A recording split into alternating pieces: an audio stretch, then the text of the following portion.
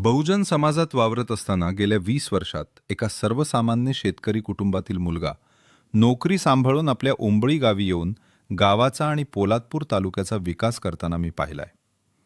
एखादी समस्या सोडवण्यासाठी त्याची असलेली जिद्द, तळमळ आणि चिकाटी वाखाणण्यासारखी आहे. त्याचं नाव कृष्णा कदम अर्थात के के. केवळ गावापुरता न थांबता पोलादपूर तालुक्यातील तळागाळातील माणसांच्या मूलभूत गरजा पूर्ण करण्याचा ध्यास त्यांनी घेतलाय. के के मित्रमंडळाच्या माध्यमातून हजारो तरुण त्यांच्या सोबतीला आहेत. तालुक्यातील शैक्षणिक आणि आरोग्य क्षेत्रात त्यांचं काम उल्लेखनीय आहे. खडूपाटीपासून कॉम्प्युटरपर्यंत विद्यार्थ्यांना शैक्षणिक साहित्य वाटप, गरीब मुलांना शाळा कॉलेज प्रवेशासाठी मदत, अभ्यास शिबिरं गावोगावी, आरोग्य शिबिरं आणि बाहेरून तज्ज्ञ डॉक्टर आणून उपचार, हे सगळं त्यांनी प्रत्यक्षात आणलंय.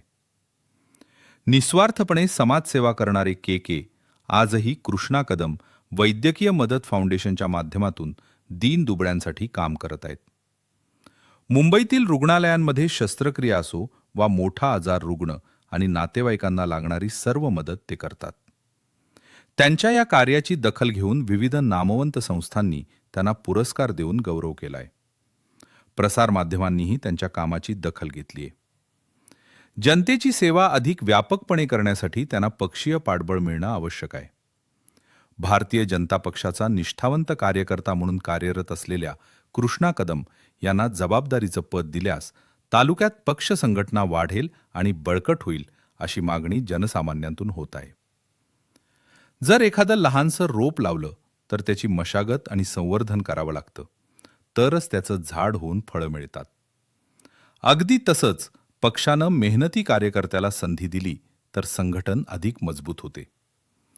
पक्ष श्रेष्ठी या निष्ठावंत आणि मेहनती कार्यकर्त्याच्या कामाची नक्कीच दखल घेऊन योग्य तो निर्णय घेतील, असा विश्वास आहे. नवनवीन बातम्या बघण्यासाठी बबन शेलार टॉक शो चॅनलला सबस्क्राईब करा, लाईक करा आणि शेअर करा.